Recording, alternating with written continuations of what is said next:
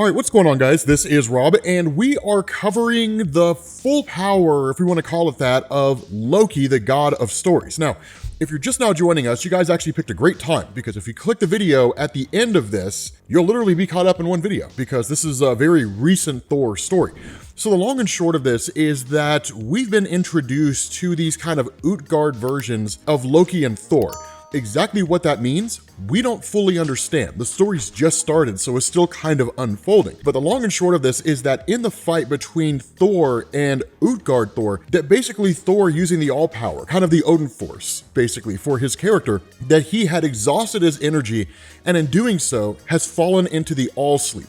Now, for those of you guys who aren't familiar, and I think most people are, but in case you're not, the all sleep is literally what happens whenever like Odin had to recharge his energies and had to rest, but it leaves him incredibly vulnerable.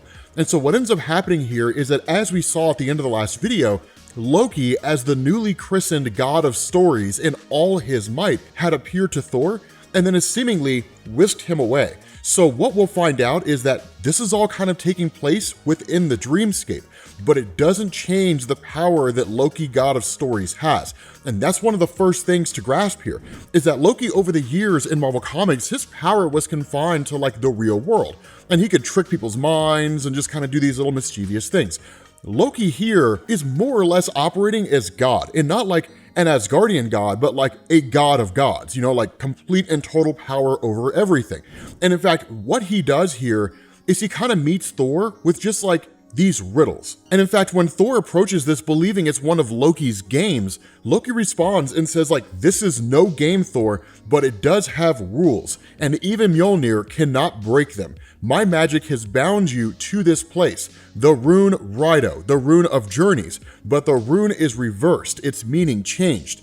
An unwanted journey, plans disrupted, the rune of crisis. Now, we're not explicitly told as to whether or not Loki changed the powers of the rune, but if he did, this is also massive, because contextually, looking at the history of the Thor comics, for example, the end of Thor Disassembled, when Thor destroyed the rune stones, it basically obliterated any and all beings associated with Asgard. And in fact, it even wiped out those who sit above in shadow, who are kind of like these Asgardian equivalents of they're gods upon gods, right? Basically what were believed to be these immutable, indestructible beings. So the runes in and of themselves are astronomically powerful.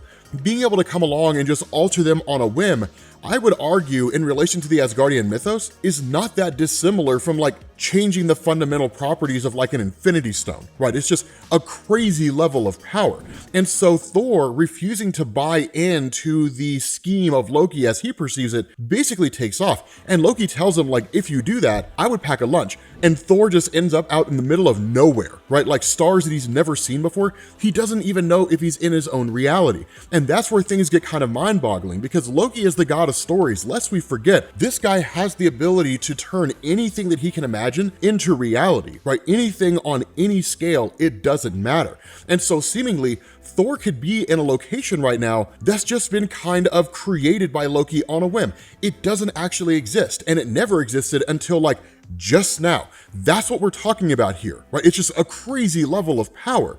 And so in the end, Thor does kind of muse about the idea that Toranos, right, that kind of Utgard Thor that exists out there, that he couldn't necessarily find Thor here, but at the end of the day, he asks, like, where is he now? With no thunder god to battle, what is he doing to my allies while I dawdle here? So that's the thing that brings him back. Like, yes, he could remain safe here, but if he never returns back to Midgard, if he never goes back to Earth, and he never defeats that Utgard Thor, he would lay waste to the entirety of the world. Because even Thor, with all of his vaunted power now, that's one thing to know about the Thor comics at the moment, Thor and Loki have both received a massive boost in their powers.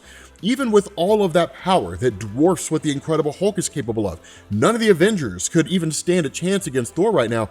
This guy was smacked around like a rag doll by Utgard Thor. Right? What would he do to the superheroes? What chance could they possibly have? And so he ultimately ends up returning, with Loki simply just waiting on him there. And Loki does kind of do a little bit of musing here, but this is one of the things to know. If you didn't see our first video, before this whole instance between Loki and Thor took place, at the very end of that story, Loki appeared to Thor and said, "Do you trust me?" I need you to trust me, right? I need you to know that I am not necessarily your enemy here, but I will appear that way. And I'm going to test you in ways that you hadn't considered before. Will you put your trust in me? And Thor ultimately said yes, hence landing us in this situation here, which is why Thor sees this on the surface as another one of Loki's schemes. But as the reader, and even on a much deeper level, Thor knows there's something much bigger going on here than what it perceives to be. And so where Loki kind of presents him with a giant meal and all that kind of stuff and almost playing games with him, the response of Thor is like, I'm no one's prisoner, right? Like, I am not playing this game with you. And so Loki's response is, have it your way. And he just teleports away, and that's it. And just leaves Thor to his own devices. All he tells him is, I've given you the clues that you need to succeed. So again, it's a riddle, it's a test. And so it's really cool here because Thor does the only thing he can think to do. He lashes out, right? His power just kind of runs awry for a minute there. But at the end of the day, once he calms down, he's just like, okay, right? Like, what do we do here, right? He literally says, like, thou hast fought a most courageous battle indeed against a garden of flowers. Indeed, thy rage has scourged it down to bedrock, or bed crystal as it may be. Tell me, has it brought you closer to escape? Literally, for all the yelling and all the screaming and all the shouting, he's made no more headroom in getting out of this place. So that's one of the things, it's one of the first steps in this test is, can you calm yourself? Can you be more than just some raging, lumbering beast with a hammer in his hand that only ever knows how to attack? Which is kind of a cornerstone of Thor's mythos, right? Like, when you're a hammer, everything is a nail. And that's kind of how Loki views him. And that's what Loki's trying to get him to stop operating as, right? Think beyond some war god with a hammer, and that will be your first test. Unfortunately, Thor passes it momentarily and then immediately fails. And the reason why is because he literally takes off his helmet and says, okay, if this is a reality and I have the Odin Force, Thor Force, whatever you want to call it, then what better way to escape this place than to quite literally cut through it? And so what he ends up doing is transforming his helmet into what's basically Yarnbjorn, right? Like his battle axe, kind of rechristens it. And then in turn intends to like cut through the very fabric of the reality itself. And then Loki immediately reappears and says, no, do not do that, right? Do not do that. And when Thor's kind of like, why? Loki's response is, I beg forgiveness, brother. Finding you with a blade at your own throat, I feared the worst, although maybe not the worst compared to the fate that awaits you if you fail. So literally, Thor was seemingly going to just end all his living and believing that he could just kind of be reborn, wake up from this dream, that kind of thing, and emerge out in the real world. But when Thor throws his hammer at Loki, Loki just kind of vanishes, like disappears, and then reappears, right? So again, Thor's way out of his league here, way out of his depth in dealing with like the power of Loki here. It's child's play. Now, this is not really a grandiose display of his abilities. Loki has time and time again teleported out of the path of Thor's hammer, right? It's not really unique. It's not really mind-blowing or anything like that. But what he says here is stupendously important. He says, taking my head off would be too easy, Thor.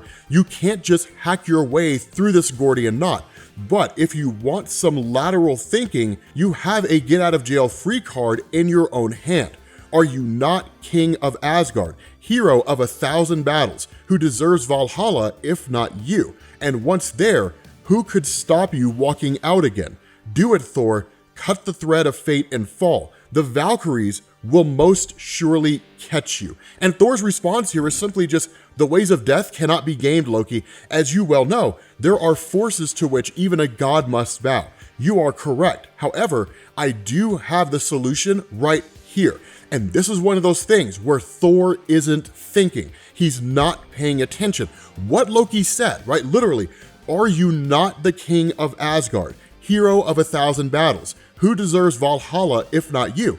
And once there, who could stop you walking out again? Literally what he's telling him is no cage can contain you. Like there's no limit to what can hold you and what can control you. All you have to do is start seeing things that way. But again, in that moment, Thor just like takes his hammer and he throws it at the rune staff and destroys the rune staff. And Loki just kind of looks at it and is like, that's your grand plan here. That's your idea, is to destroy the stone? Like, sure, but destruction is only one side of the coin of existence. The other side is creation, and Loki just recreates the staff again. Now, that's an important distinction. Loki just created a rune stone out of nowhere. And again, if we look at the rune stones as an Asgardian concept that's comparable to Infinity Stones, it's creating an Infinity Stone out of nowhere. Again, they're not exact in terms of power, but in relation to the Asgardian mythos itself, all the Asgardians live and die by whether or not the rune stones exist. Their destruction led to the destruction of all things in relation to Asgard, like the entire dimension of Asgard,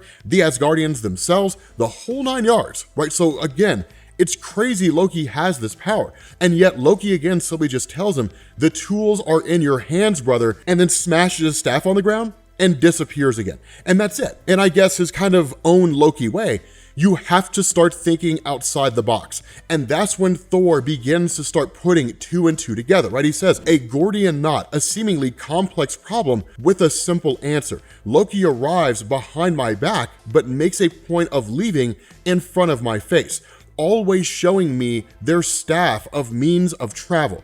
No trick of mine will save me, I am told, which leaves a trick of the trickster's own, a rune staff that matches theirs. A simple answer, and yet is it that simple? I simply bang my cane on the ground like Donald Blake and the game is over. Or am I simply playing a fool by putting my trust in? And that's when Loki reemerges, right? And he says, you thought a whittling stick would solve my riddle. Fool that you are, you have failed, Thunderer, and now you must die. And yet magnanimous as I am, I offer you one last chance to survive my wrath.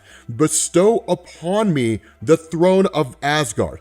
Give to me the role of Allfather. Swear to serve me all the days of thine mortal life. And Loki, the fiendish god of evil, will let you live.